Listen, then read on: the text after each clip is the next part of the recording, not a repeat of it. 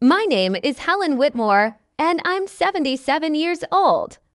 I wasn't expecting a grand celebration, no cake, no candles, no champagne toasts. All I was hoping for was a warm Sunday dinner at my son's house. A simple roast, a seat at the table, and the sound of family around me. I had just finished fixing the hem on my favorite navy dress, nothing fancy, but neat and classic. The kind that wouldn't earn a disapproving glance from my daughter-in-law, Lindsay. The clock on the kitchen wall read 6:05 p.m. Plenty of time before dinner was set to begin at 7. I was about to grab my purse when my phone buzzed. I reached for my glasses, expecting a text from my son Daniel, maybe checking if I wanted to bring a pie. Instead, I read 8 gut-punching words. "You're not invited. Lindsay doesn't want you here." Just like that, no phone call, no conversation, just a cold message on a screen.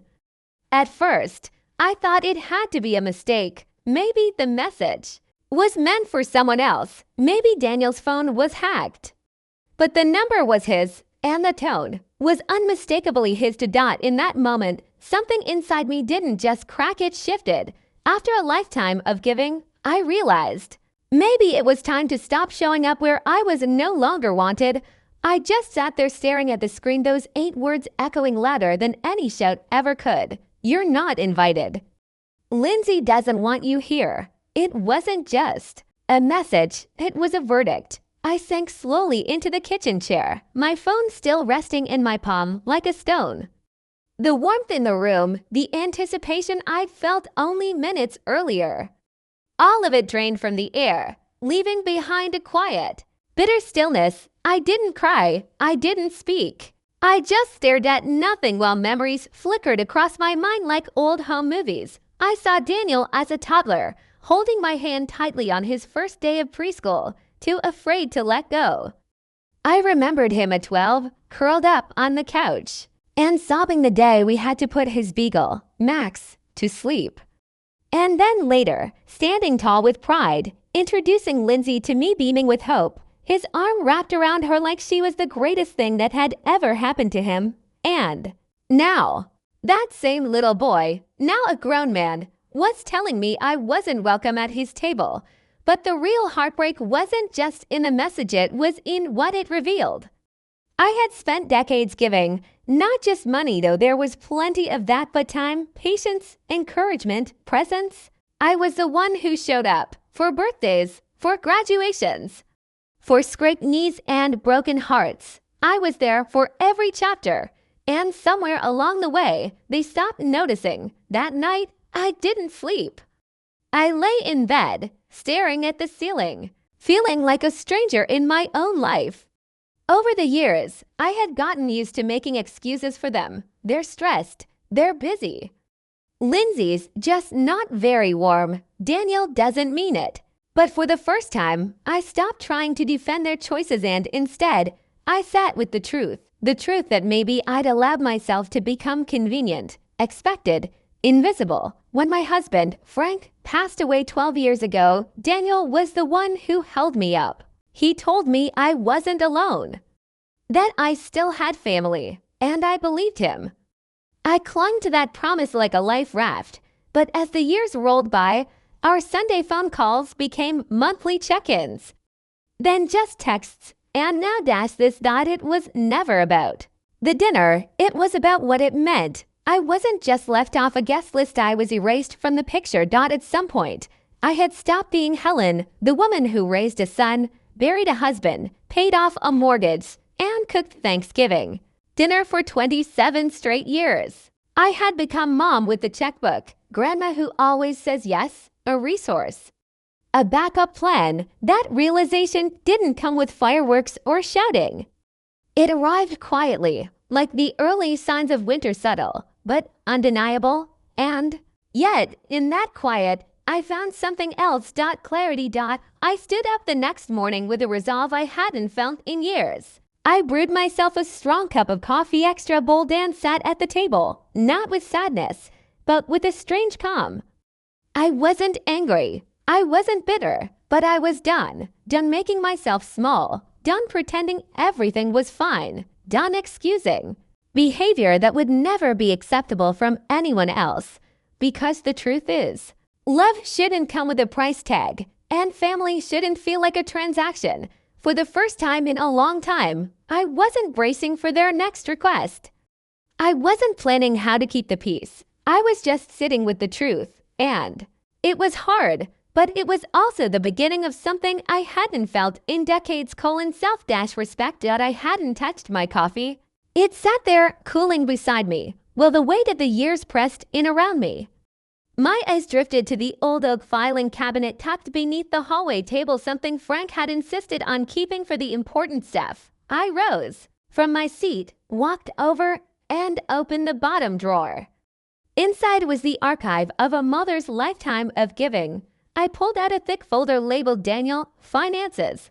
I placed it on the table, its weight heavier than I remembered, maybe because now I could finally see it for what it was. Inside, there were checks and receipts going back over 2 decades, a $20,000 cashier's check I'd written to help Daniel launch a small business, one that didn't last a year.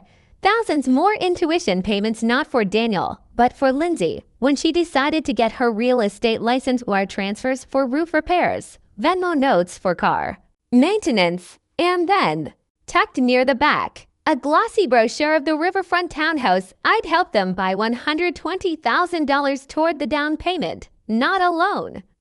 Not a formal agreement, just a mother's act of love.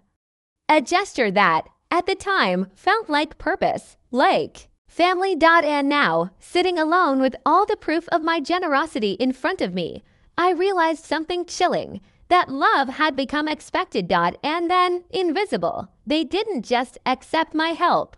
They built their lives on it, and they never once asked if I could keep carrying that weight. 6 months ago, when Daniel called me, he was giddy.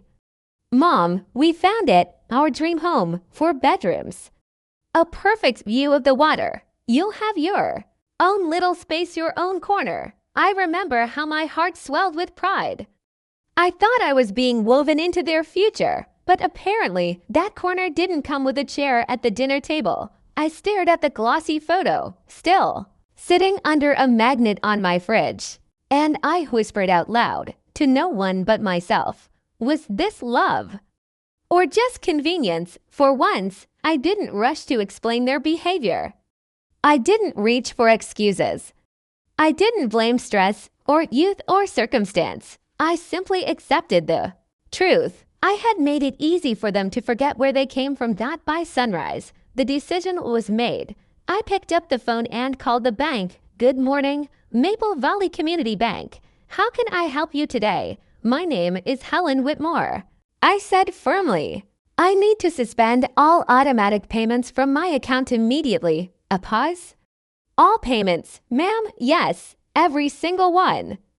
And I'd like to revoke the power of attorney granted to my son, Daniel Whitmore. Asterisk. The woman on the other end didn't ask why. Maybe she didn't need to. Maybe my voice told her enough. That's a significant change. Mrs. Whitmore, we'll need your signature to finalize, but I can begin the suspensions now. Please do, today. When? I hung up the phone. I didn't cry. I didn't tremble. I exhaled. It felt like laying down a backpack I didn't know I'd been carrying for 20 years, a burden of silent giving, of holidays spent alone while still footing the bills, of love that had morphed into an unspoken obligation. That morning, I didn't just cancel payments. I reclaimed my life. I redefined what love would mean. From this moment forward, the phone buzzed again. It was Daniel. I didn't answer. Instead, I typed one sentence and let it sit on the screen for a while before hitting send. It's time to pay your own way. Then I turned off the phone and turned the first real page of my new chapter. By the time Daniel showed up at my doorstep that afternoon, the kettle was already whistling on the stove. He didn't knock. He rang the bell with the sharp impatience of a man used to being answered, used to being obeyed. I opened the door. He stepped in without waiting, his brow furrowed, voice tense. Mom, what's going on? He demanded. He didn't ask how I was. He didn't offer a hug.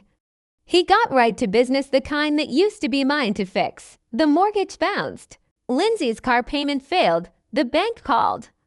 They said all your authorizations were suspended. Did you cancel everything? Asterisk, I met his eyes, calm, steady. Yes, I said. All 174 of them. He blinked, as if someone had knocked the wind out of him. All of it. Why, I didn't raise my voice. I didn't lash out. I simply said, you uninvited me from your house, Daniel, the one I helped pay for. You sent a message telling me your wife didn't want me there and you didn't try to stop her. He stammered. It was a mistake. Lindsay was upset. I didn't mean. I held up my hand. You didn't mean to say it. Or you didn't mean for there to be consequences. He fell quiet. I poured 2 cups of tea, set one in front of him. He didn't touch it. We have bills, Mom. He finally sobbed. Loans, Toby's tuition. You've always helped us. I did. I nodded. But eventually, my help became a given. Then it became invisible. He opened his mouth again, but I gently interrupted. Tell me one thing you've done. For me, Daniel, just one, not because you had to, but because you wanted to. Something that wasn't about needing something in return. Asterisk. He said nothing, and in that silence, I found the answer I already knew. 2 days later, it was Toby, my grandson, who showed up. Disheveled, anxious, I shadowed from sleepless nights. He slumped onto the couch, rubbing his hands nervously. Grandma, I need help, he began. My credit card's frozen. I'm behind on rent. My car's about to get towed. I'm in trouble. How much do you owe? I asked. He hesitated. About $7,000. What did you spend it on? He looked away. Some stuff, a new phone, a trip with friends. A few parties. I nodded. You've been working at the insurance office for what, 2 years now? Yeah. So why haven't you learned how to manage your money? He looked like a boy again, not 23 but 12, I guess. I just always figured I could ask Mom, or Dad, or you, and that's the problem. I said, you've all gotten used to me being the backup plan. But I'm not your safety net, Toby. I'm not your bank. He leaned forward, desperation creeping in. Grandma, please, just this once. I swear I'll pay you back. No, I said softly but firmly. But I'll offer you something else. He looked confused. My attorney, Mr. Wilkins, is looking for a part-time assistant. Filing, answering phones, it won't solve everything, but it's honest work. His eyes widened. You do that for me. I love you, I said, but I'm done enabling you. My love is no longer measured in money. He sat there, stunned, silent. And for the first time, he heard me. That same evening, the front door creaked open again. Rebecca, my granddaughter, stepped inside. She didn't come asking for anything, no favors, no drama, just a quiet knock and a grocery bag in her arms. I brought dinner, she said. You doing okay? We unpacked vegetables side by side. I boiled pasta while she chopped tomatoes, like it was the most natural thing in the world. For the first time in a long time, I didn't feel like a utility. I felt like a person again. You're doing the right thing, Grandma, she said. As we sat down to eat, her words were simple. But in a world of expectations and transactions, they felt like a lifeline, because finally, someone didn't want what I could give. They wanted me. The next day, just after lunch, my phone rang again. It was Daniel. Mom, he said, his voice tight, rehearsed. We need to talk as a family. I paused for a moment, then replied evenly, tomorrow at 2, at my house. No surprises, but of course, there were surprises. At exactly 2 o'clock, Daniel pulled into my driveway, his shirt wrinkled, eyes puffy, and nerves barely hidden. Behind his forced calm, I wanted to speak to you before everyone else got here. He said. I frowned. Everyone. He hesitated. Lindsay. Invited a few people, her parents, her sister. They're just concerned. I walked to the front window and froze. 3 cars were already parked outside. Out stepped Lindsay, dressed like she was going to a charity gala. Behind her came her parents, her sister, even a couple of friends. They turned a family conversation into a full-blown intervention. When I opened the front door, Lindsay beamed wide, to bright. "Good afternoon, Helen," she said, projecting her voice like she was on stage. "We're here to discuss this situation as a family." I didn't flinch.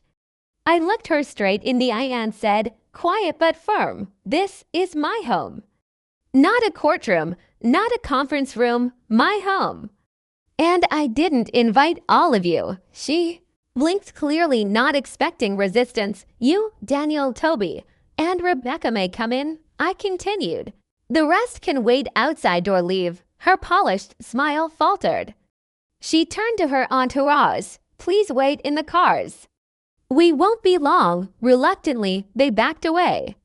And when the door closed behind the 4 of them, I turned to face the family that had once called me their rock. So I asked calmly, folding my hands, "Who wants to tell me what this circus is really about?" Lindsay jumped in immediately, her tone clipped and condescending. "Your financial decisions, Helen, are affecting more than just you.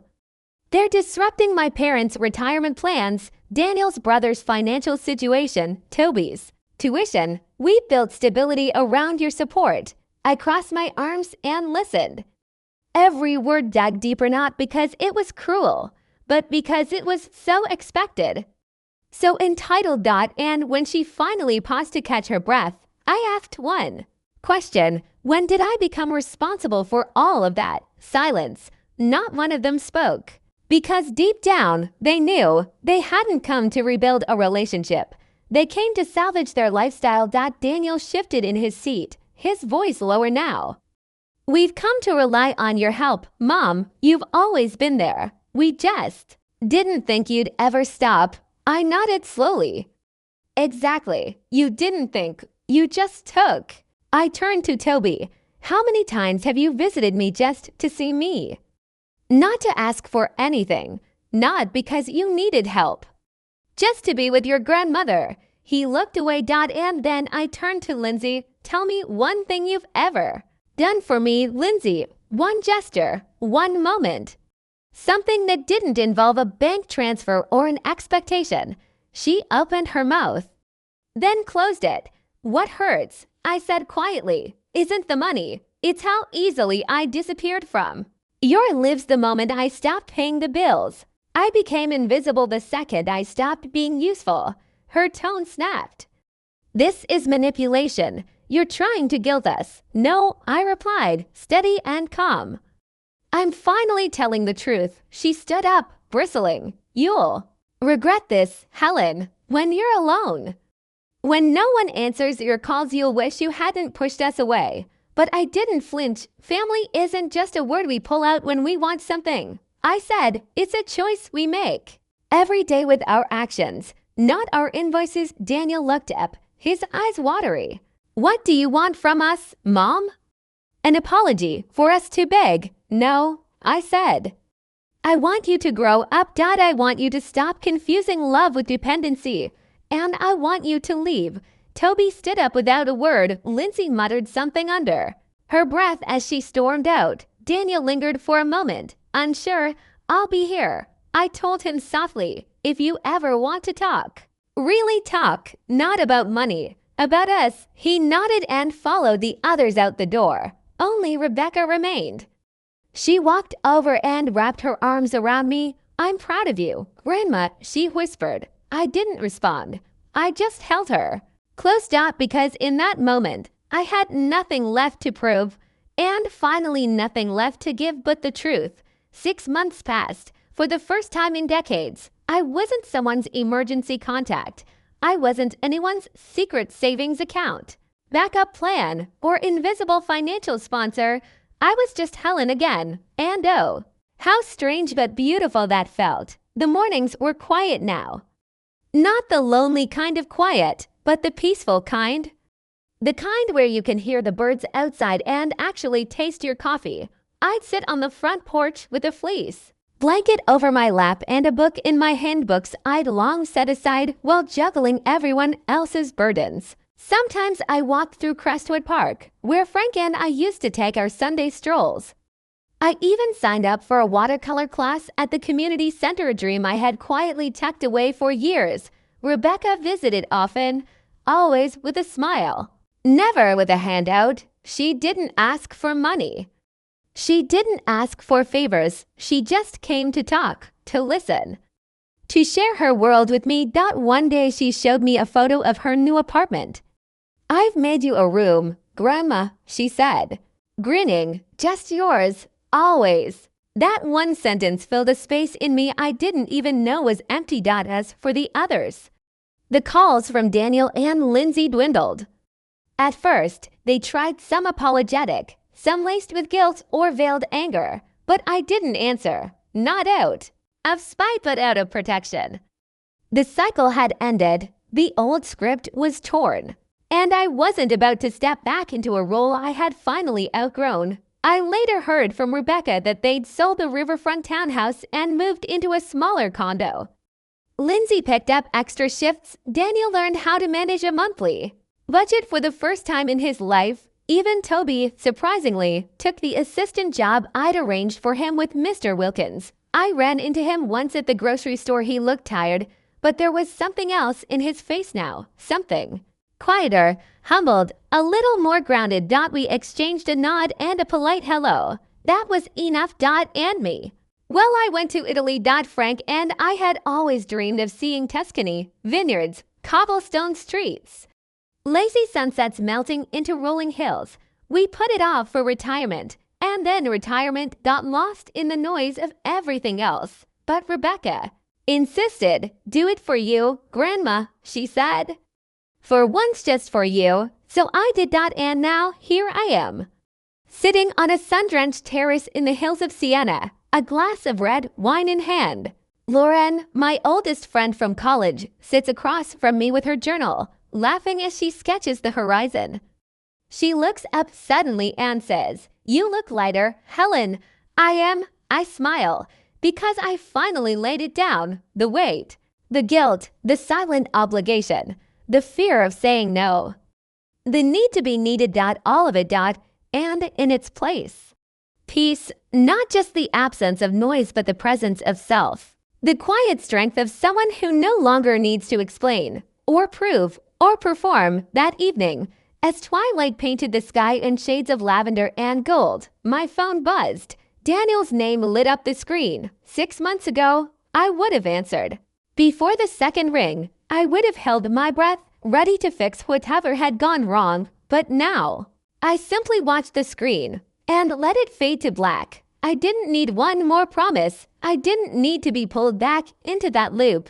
I had finally stepped out and stayed out. I raised my glass instead to the woman I had once left behind, the version of me who stayed silent at tables she wasn't welcome at, who paid bills with trembling hands and called it love.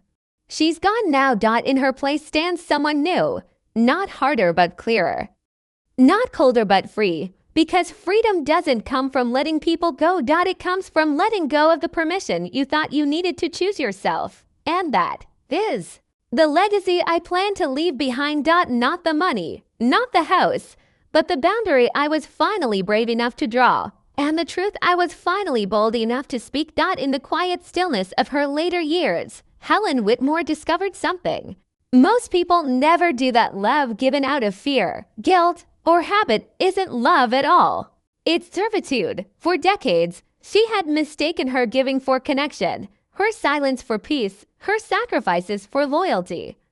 But when her own son told her she wasn't welcome at his table, something shattered, and something else was born. It wasn't rage. It wasn't revenge. It was clarity. Clarity that boundaries are not walls, they are doors we close to protect the home within us. That sometimes choosing peace means choosing yourself, even if it means letting go of the people you once held closest. And in that letting go, Helen didn't lose her family. She found out who her family really was. If you've spent your life giving without ever being seen, loved only for what you provide, then maybe it's time you ask the question Helen did. Was this love?